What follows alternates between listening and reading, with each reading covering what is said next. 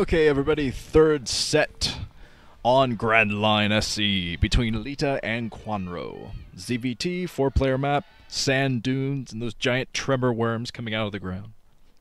Except, up at the 10 o'clock position in orange is Kwanro, down at the 5 o'clock in teal is Leta. Cross positions, 4-player map.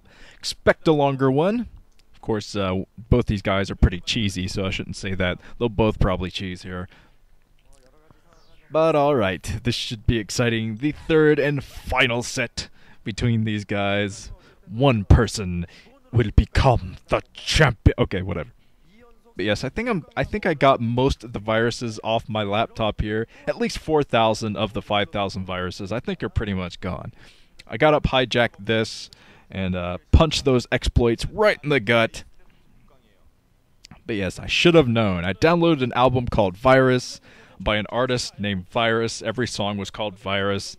Damn it. I need to be more observant. But Leta is going out, building a supply depot. He's going to wall off inside of his natural expansion. I don't really think of Leta as the 14cc kind of guy. You never know. He might go for an early command center, since this is a 4-player map, but he's got to understand the kind of player he's going up against, too. It would be safe to go for that, because of the cross positions, but Leta doesn't know about the cross positions right now, and neither does Kwanro. Kwanro might play aggressive even on this map, but it looks like he's going to go for a 12-hatch opening. Oh boy, this should be fun.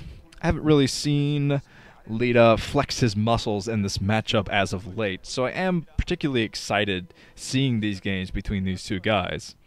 A very dynamic matchup, to say the least, just because of Leta's ridiculousness, Kwanro's aggressiveness. They play well together, I think. Make for exciting games. But yes, these are exciting times upon us, because StarCraft 2 will be coming out soon, next month, and that should kick up a hellstorm. It's hard to tell what's going to happen. No one knows what's going to happen. Obviously, the game's not going to flop. It's a Blizzard game, for God's sake. But how long will its legs be? That is the big question, I think. How long will this game survive? Hard to tell. It'll probably survive through all the expansions. But longer than that, I'm not sure. I am excited to see if there is going to be a pro scene for StarCraft 2. Everyone always asks me, Nuke, you gonna commentate StarCraft 2 when the time comes? And I don't know. How am I supposed to answer that question? I got into StarCraft because of the pro scene. I mean, I didn't even like StarCraft at first. I wrote about this on the blog over on Team Liquid. By the way, I started a blog on Team Liquid. And the last post I had was about me seeing a cat get hit by a car. And I had a lot of meaningful posts there from people sharing their own experiences.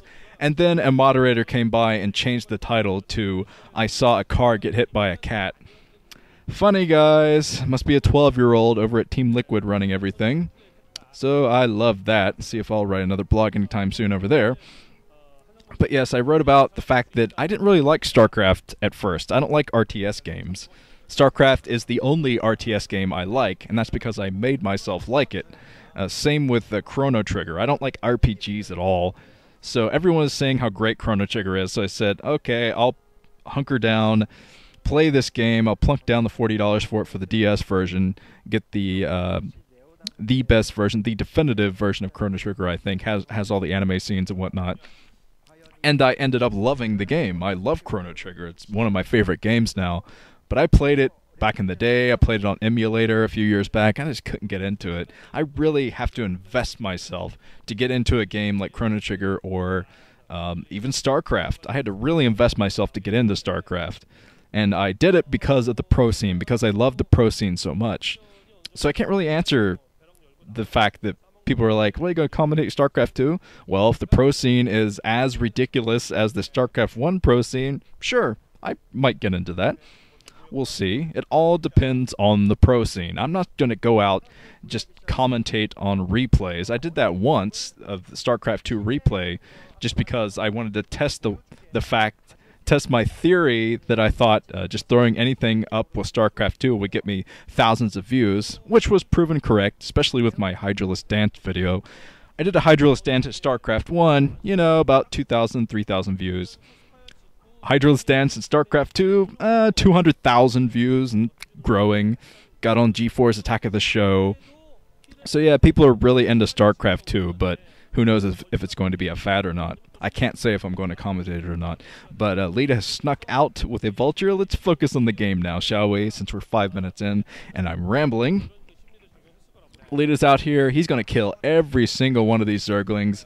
Kwanro is not going to have much luck with these Zerglings now that Leta is out there killing everything with his vulture. So Kwanro is trying to get a few hits there before all of his Zerglings go down.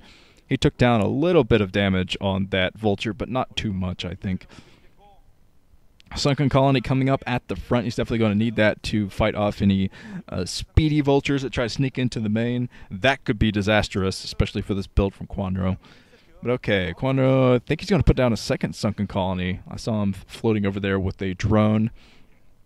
Here comes a single vulture. There is no second Sunken Colony there. And Leta is very badly damaged vulture. He knew he wouldn't be able to sneak by. He needs about 3 or 4 speed vultures if he even wants to think about that. But he is going for a solid mech build, it seems. So expect to see him get out Goliath soon. He already has his tanks out to protect the front. He's going to take that high ground, keep it right next to the natural expansion, and stay safe from Hydraless busts. But I'm really not sure what he has in terms of anti-air. I don't think he has much. He's building his turrets right now, right next to all of his bases, but he really doesn't have anything else other than turrets to fight this off. He has his Marines inside of the bunkers, but that's pretty much it. Since he scanned the Hydraless Den, he thought there were going to be a lurker. There was going to be a lurker attack at the front, which there still might be, knowing Kwanro. But here come the mutas. These mutas might be able to pick off quite a few SCVs before the Goliaths group up enough.